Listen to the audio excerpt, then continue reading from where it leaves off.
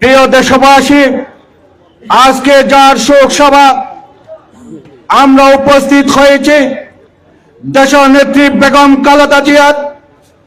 দেশনেত্রী বেগম খালেদা জিয়া ঘরের গৃহিণী থেকে নেতৃত্ব দিয়েছেন শুধু এদেশের মানুষের অধিকার ও ভোট আদায়ের জন্য, ন্যায় পরায়ণের সরকার প্রতিষ্ঠার জন্য।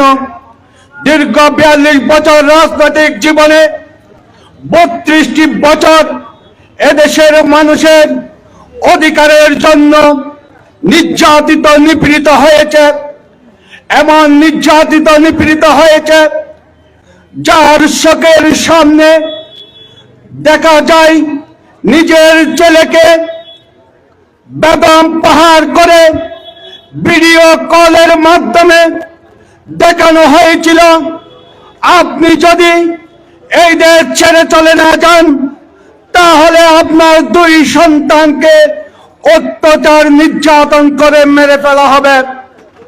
বেগম খালেদা জিয়া সেদিন বলেছেন, আমার ২ সন্তান যদিও মরে যায়, হাজারো সন্তান বাংলাদেশের মাটিতে আমার দিকে চাহিয়ে আছে।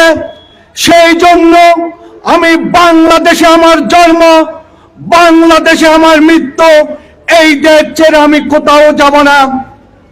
প্রিয় দেশবাসী, বেগম খালেদা জিয়ার জানাজাতে যখন বক্তব্যগুলো শুনতে পেয়েছি তখন জানা যায় যারা অংশগ্রহণ করেছেন চোখের পানি কেউ ধরে রাখতে পারে নাই।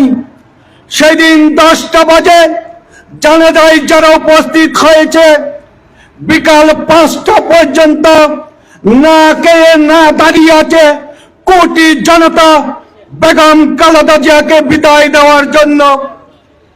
বেগম খালেদা জিয়ার যেরকম অশ্রু সজল হয়ে বাংলাদেশ সরকার তাকে, পেশির সরকার তার ঘর থেকে বিদায় করেছে, ইনশাআল্লাহ সেদিন তারেক রহমানের স্বদেশ প্রত্যাবর্তন এবং বেগম খালেদা জিয়ার জানাজায় বাংলাদেশের মানুষ প্রমাণ করে দিয়েছে বেগম খালেদা জিয়া মানুষের অন্তরে অন্তঃস্থলে আছে।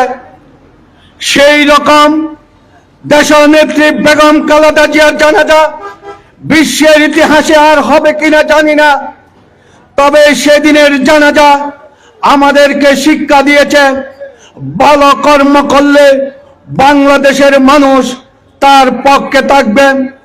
এবং যেহেতু আগামী জাতীয় নির্বাচন আছে, এই জাতীয় নির্বাচনকে নিয়ে অনেক ষড়যন্ত্র হচ্ছে, সেই ষড়যন্ত্রকে দাঁত ভাঙার জবাব দিয়ে আমরা সবাই এক ঐক্যবদ্ধ থাকব।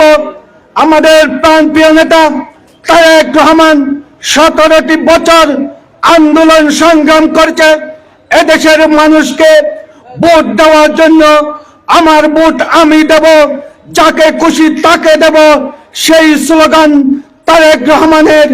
আমরা চাই আগামী দিনও যাতে জাতীয় নির্বাচন সুষ্ঠু হয়ে এদেশে গণতন্ত্র ফিরে এসে ন্যায়ের শাসন প্রতিষ্ঠা করে বাংলাদেশ যাতে ন্যায় শাসন প্রতিষ্ঠিত হয়।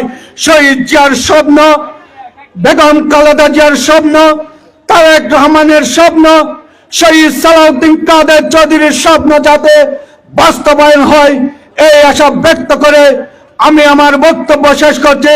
খোদা হাফেজ। বাংলাদেশ জিন্দাবাদ। শহীদ জিয়াউর রহমান অমর হোক, বেগম খালেদা জিয়া অমর হোক, শহীদ সালাউদ্দিন কাদের চৌধুরী অমর হোক। আমাদের প্রাণপ্রিয় নেতা তারেন্নের অহংকার তারেক রহমান জিন্দাবাদ, হুমায়ুন কাদের চৌধুরী জিন্দাবাদ।